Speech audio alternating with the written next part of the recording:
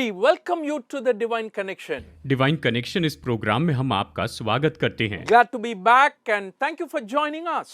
आप लौट आए हैं, हमारे साथ जुड़ने के लिए आपका बहुत बहुत धन्यवाद। And Divine Connection is so vital in every person who is living in this world. इस संसार में जीने वाले हर एक मनुष्य के लिए ईश्वरीय संपर्क बहुत ही महत्वपूर्ण है। There may be different gods that you believe, शायद आप अलग अलग ईश्वरों पर विश्वास करते हैं, but I believe in the God of the Bible.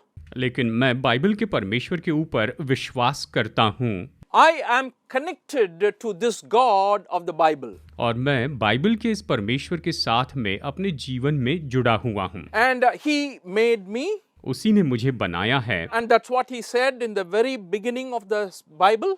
और इसीलिए बाइबल की बिल्कुल शुरुआत में उसने कहा है, And He made me in His own image, और उसने मुझे अपने ही स्वरूप में बनाया है, which means I reflect some of His nature and qualities and character. इसका मतलब है कि मैं उसके कुछ स्वभाव को, उसके चरित्र को और उसके गुणों को दर्शाता हूँ, And He knows me completely. और वो मुझे पूरी तरह से जानते हैं। And His prescription for my life, which I believe is the best. और मेरे जीवन के लिए उसकी ओर से जो सलाह है, मैं मानता हूँ कि वो तो सबसे उत्तम है। Therefore, in our programs on a quite regular basis, we also prescribe the same to you. और इसलिए हमारे प्रोग्राम में नियमित रूप में हम आपको भी वही सलाह देते हैं। And you may choose to follow this God of the Bible. आप चाहे तो बाइबल के इस परमेश्वर के पीछे चलने का चुनाव कर सकते हैं, I will definitely say you will not be disappointed. और मैं निश्चित रूप में कह सकता हूं कि आप कभी निराश नहीं होंगे,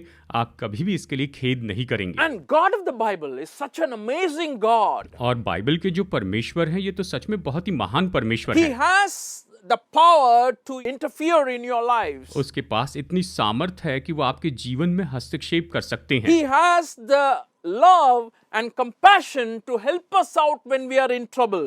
जब हम मुश्किल में होते हैं तो उसके पास में प्रेम और करुणा होती है कि हमारी मदद By करे। all means, He is stepping in our life when we ask Him, when we put our faith in God. जब हम अपने परमेश्वर के ऊपर विश्वास करते हैं और जब हम उससे मांगते हैं तो उसके पास पूरा अधिकार होता है कि हमारे जीवन में काम करें। If you've been following our programs quite regularly, अगर आप नियमित रूप से हमारे प्रोग्राम को देखते आ रहे हैं, and again, I want to thank you for watching our programs and for the feedback you give regularly. हमारे प्रोग्राम देखने के लिए और नियमित रूप में आप जो हमें फीडबैक देते हैं, उन सब के लिए हम आपका दिल से बहुत बहुत धन्यवाद देते हैं। And we've been talking about faith. और हम इस प्रोग्राम में विश्वास के बारे में यहाँ बता रहे हैं। Faith is very, very practical. और ऐसा विश्वास जो कि बहुत ही व्यवहारिक है। It is not just related to your mind. और ये जो विश्वास है, ये केवल आपके दिमाग के साथ में जुड़ा हुआ विश्वास नहीं है। I'm not saying it is totally distinct from the influence of mind. और मैं ये भी नहीं कह रहा हूँ कि ये तो मन के प्रभाव से या दिमाग के प्रभाव से पूरी तरह से अलग है।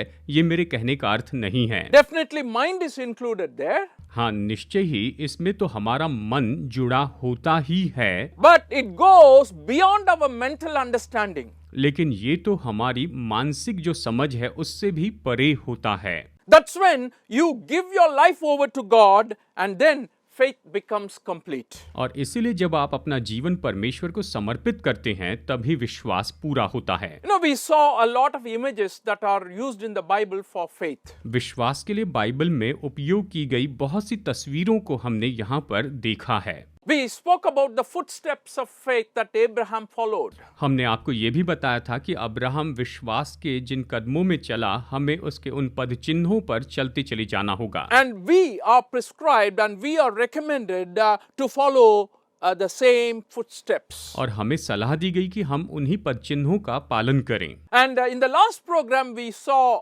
faith as a ship and that can be wrecked. और हमने पिछले हफ्ते देखा कि हमारा विश्वास एक जहाज के जैसे है, जो कि टूट सकता है, जो कि पूरी तरह डूब सकता है। And today we want to look at faith as a shield. और आज हम विश्वास को ढाल के रूप में देखने वाले हैं। Bible very clearly pictures faith to be a shield. Bible बहुत ही स्पष्ट रीति से ये बताती है कि विश्वास जो है एक ढाल के जैसे है। In the letter to the church at Ephesus, Apostle Paul is writing in the 6th chapter verses 10 to 17, and because of time I'm not reading the entire section, only a few verses I would like to read. प्रेरित पौलुस इफिसियों अध्याय 6 वचन 10 से 17 में लिखता है। समय की कमी के कारण हम कुछ वचन पढ़ेंगे। Finally, be strong in the Lord and in his mighty power. Put on the full armor of God so that you can take your stand against the devil's schemes. For our struggle is not against flesh and blood, but against the rulers, against the authorities, against the powers of this dark world, and against the spiritual forces of evil in the heavenly realm. And in that connection, he says in the 15th verse and 16th verse, and with your feet fitted with readiness that comes from the gospel of peace.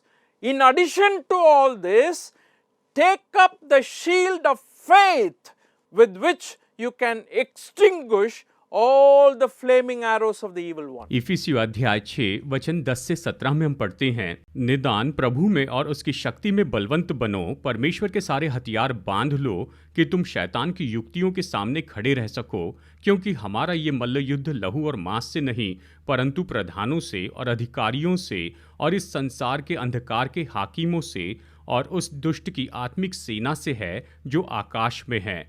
और फिर आगे जाकर इसी के संबंध में वो वचन 15 और 16 में इस तरह से कहता है, और पाँव में मेल के सुसमाचार की तैयारी के जूते पहनकर और उन सब के साथ विश्वास की ढाल लेकर स्थिर रहो, जिससे तुम उस दुष्ट के सब जलते हुए तीरों को बुझा सको।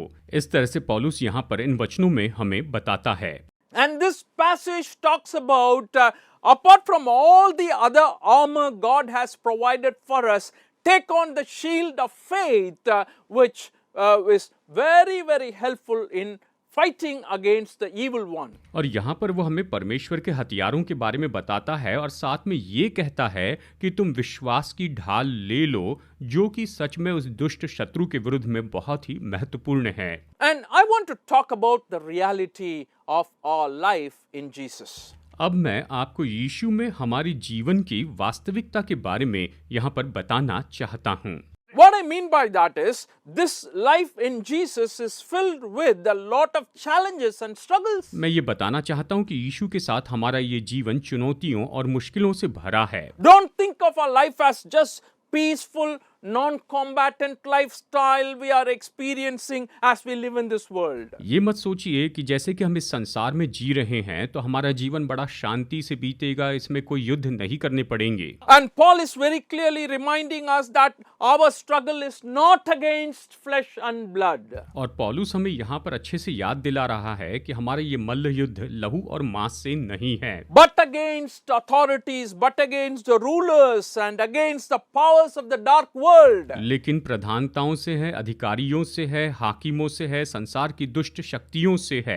Therefore, we do have struggles. और इसलिए हमें लड़ना पड़ेगा ही, And a lot of struggle. बहुत सी मुश्किलों का सामना करना है। And this passage is prescribing how we can handle those struggles. और वचन का ये भाग हमें बताता है कि कैसे हम उन मुश्किलों से निपट सकते हैं। God has armed us completely परमेश्वर ने हमें पूरी तरह से हथियार दे दिए हैं to face the struggle. कि इन सारी मुश्किलों का सामना करें। So many arms have been given to us, हमें बहुत से हथियार दिए गए हैं, but one such arm is the shield of faith. और उसमें से एक ऐसा हथियार है जिसे विश्वास की ढाल कहते हैं। So, in faith life, Paul is saying that it is a war that is happening on a regular basis. तो विश्वास के जीवन के बारे में पौलुस कहता है कि प्रतिदिन हमारा युद्ध हो रहा है। Do you know that we are in a war? क्या आप ये जानते हैं कि हम युद्ध में हैं? It is not against flesh and blood, ये तो शरीर यानी मांस और लहू के विरुद्ध में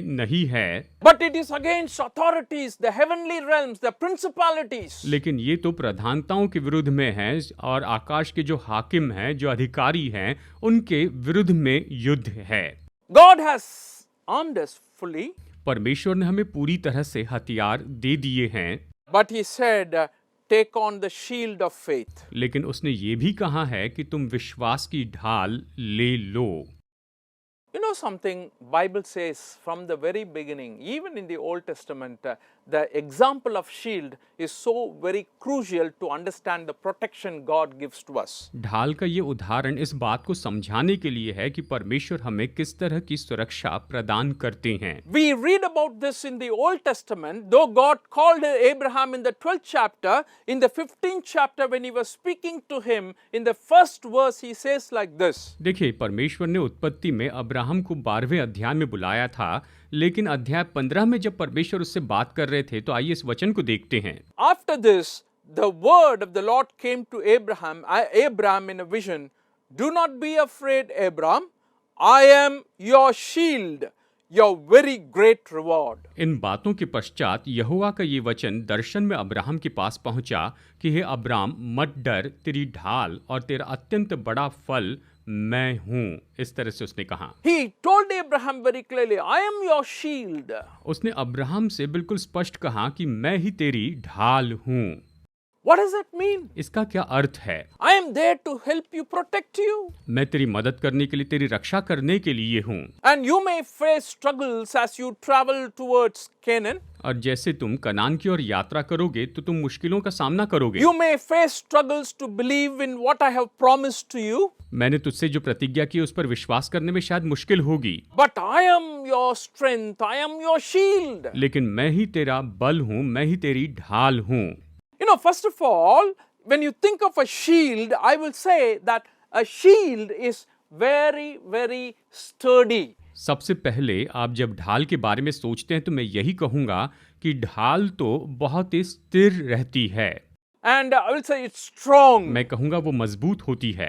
In the book of Ephesians chapter 6 verse 12, इफिसियो अध्याय 6 वचन 12 में हम देखते हैं, for our struggle is not against flesh and blood, but against the rulers, against the authorities, against the powers of this dark world, and against the spiritual forces of evil in the heavenly realms. क्योंकि हमारा ये मल्ल युद्ध लहू और मांस से नहीं परंतु प्रधानों से और अधिकारियों से और इस संसार के अंधकार के हाकिमों से और उस दुष्ट की आत्मिक सेनाओं से है जो आकाश में है।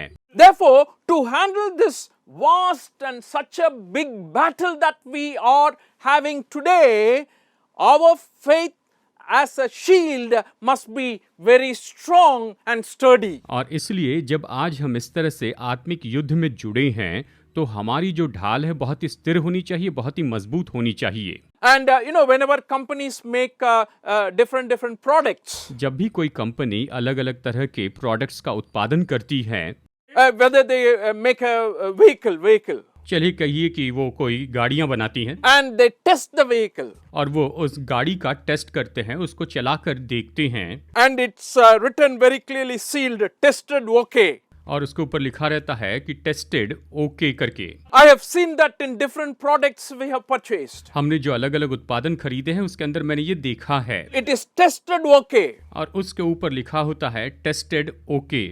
And that's the kind of faith God has given to us. और उस तरह का विश्वास परमेश्वर ने हमें दिया है। This faith has to be handled appropriately. इस विश्वास को सही तरीके से संभालना चाहिए। If it is not handled at the right time, at the right place, it will be in vain. अगर सही समय पर सही जगह पर इसका उपयोग नहीं किया जाए तो फिर ये व्यर्थ हो जाएगा। You have to use the weapon of faith. आपको विश्वास के इस हथियार का उपयोग करना होगा। Very often, there are people who come to war without the weapon. देखिए, अक्सर ऐसा होता है कि लोग युद्ध में तो चले जाते हैं लेकिन बिना हथियार के जाते हैं। How do you like that? तो आपको ये कैसे पसंद आएगा? Oh, it'll be waste. ये तो केवल व्यर्थ हो जाएगा। And if you come to war and actually you are coming to battle, देखिए, जब आप युद्ध में आते हैं युद्ध करने के लिए, and you come without preparation, और अगर आप बिना तैयारी के आ जाते हैं, and the faith as a shield, according to the word of God as we read here,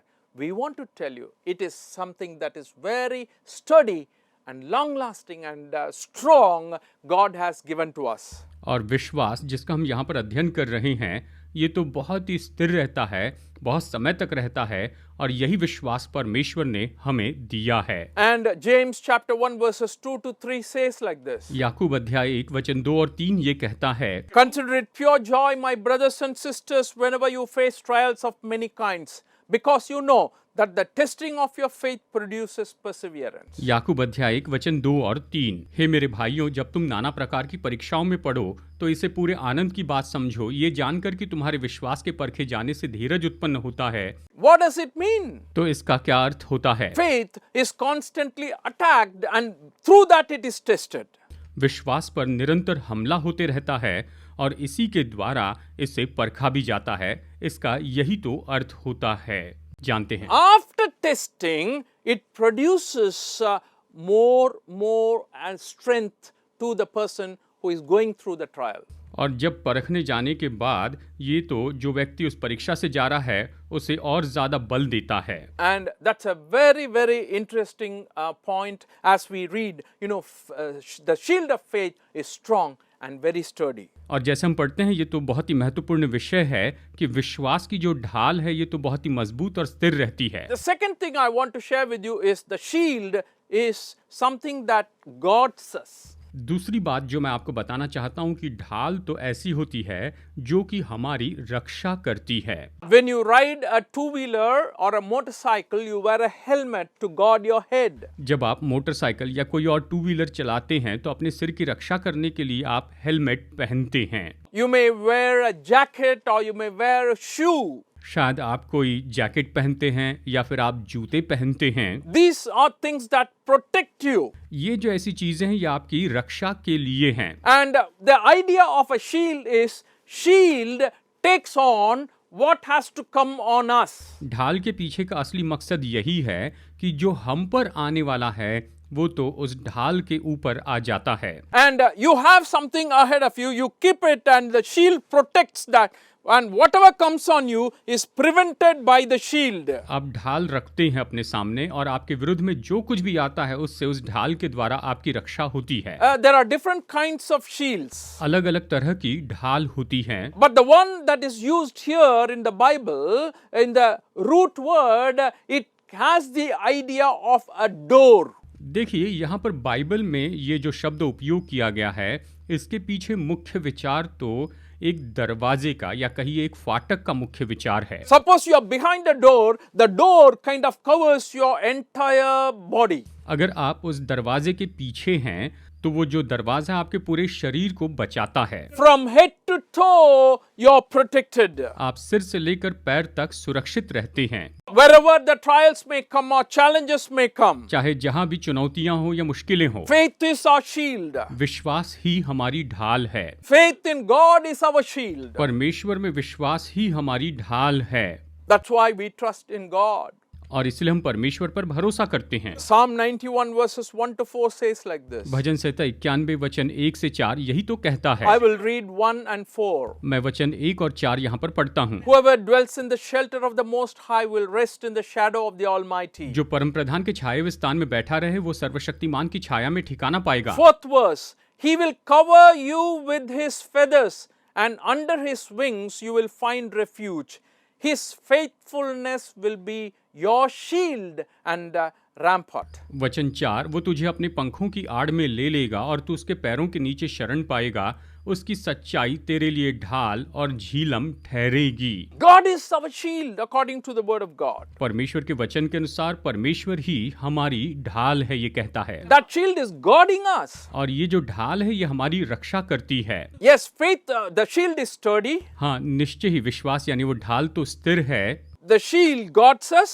और ये ढाल हमारी रक्षा करती है। The shield of faith is very active in giving us the victory over the attacks of the enemy. शत्रु के हमलों के ऊपर में ये जो ढाल है ये तो बहुत ही सक्रिय है और उन सारे हमलों में ये हमें उसके ऊपर विजय देती है। In the letter to John, 1 John chapter 5 verse 4 to 5 says like this. पहला यूहन्ना अध्याय 5 वचन 4 और 5 इस तरह से कहता है। For everyone who is born of God overcomes the world. This is the victory that has overcome the world, even our faith. Who is it that overcomes the world? Only the one who believes that Jesus is the Son of God. क्योंकि जो कुछ परमेश्वर से उत्पन्न हुआ है वो संसार पर जय प्राप्त करता है, और वो विजय जिससे संसार पर जय प्राप्त होती है हमारा विश्वास है।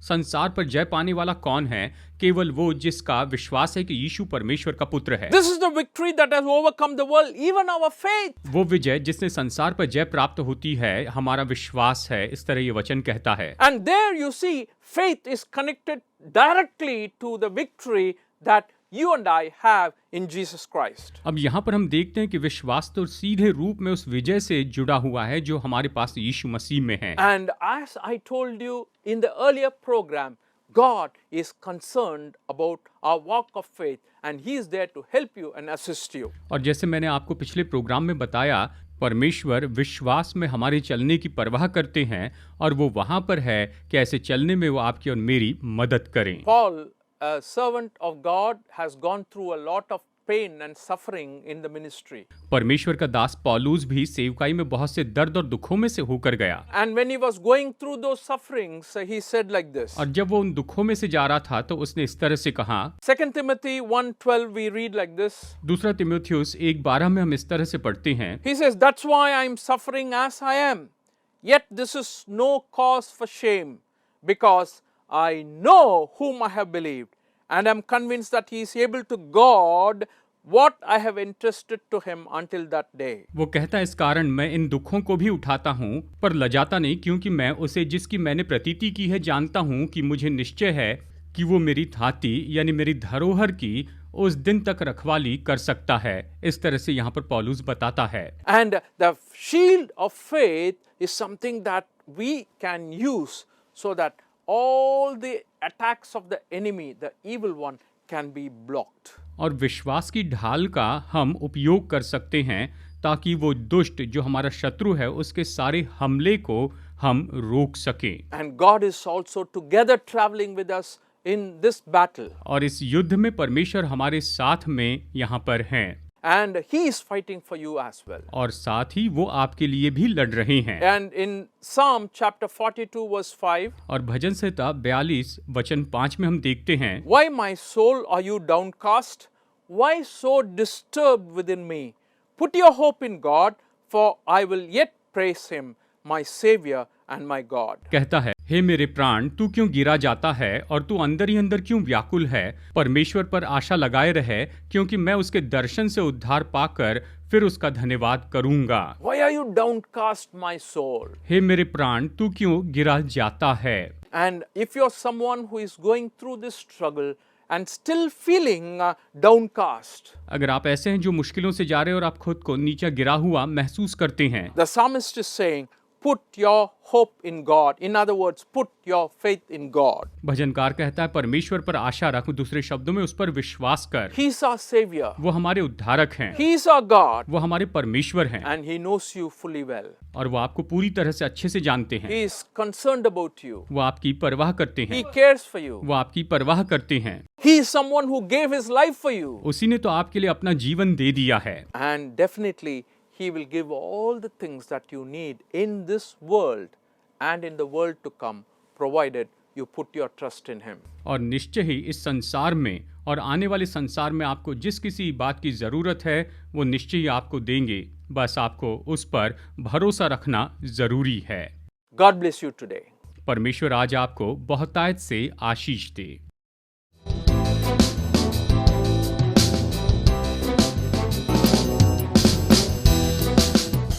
Study the Word of God in a private and personal way through our online study website. Contact number